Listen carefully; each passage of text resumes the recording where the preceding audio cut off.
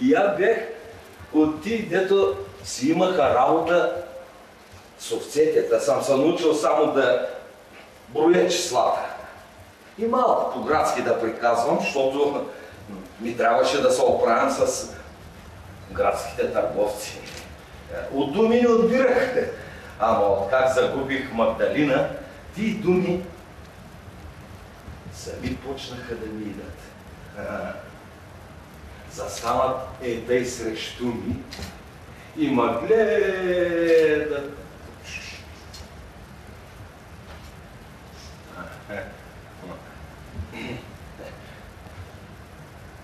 Щом започне да се скрива земята и се покаже заникът, тия думи се размърдват, наобиколят ме и си проправят пътечки, каквото тебе, и се качат право в сърцето ми. А пък оттам, и на езикът ми. Плиснели заникът чучурите си насреща ми, слезе по тях Магдалина, по листата на ореха тръгне, да тука доде да седне. Пак ти думи сами се отронват от мене. Сбира ги тя в кошницата си, дето и я бях донел от Ксанти. Подреди ги каквото яйца и ги отнесе право в небето. За какво ли са и? Сигур ги трупа там да си гради къща с тях. Каквото нашата къща тук. Със същите алдъзи. Слиза тя. Слиза право при мене иде.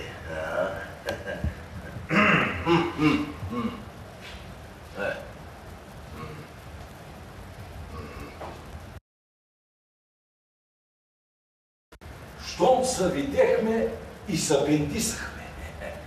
Матати са заинати, в уни времената и беше. Немаш ли си пари за сватба, краде си умата. Пак оная нощ тъмна, мъглива, само за крадене. Отидахме. Ама доде тате крадеше комшийката й, аз открадах Магдалина. Чак вкъщи тати разбра, що е сторила, ама нищо не рече. Какво можеше да рече и той, и другата пред Магдалинината хубост. Тъй останаха и двете. Не знам как са с погащане. Ама щом се роди първото дете на другата, Магдалина й помагаше.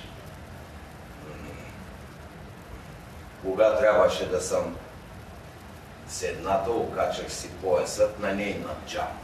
Кога с другата, на другата. Тъй вървеше животът.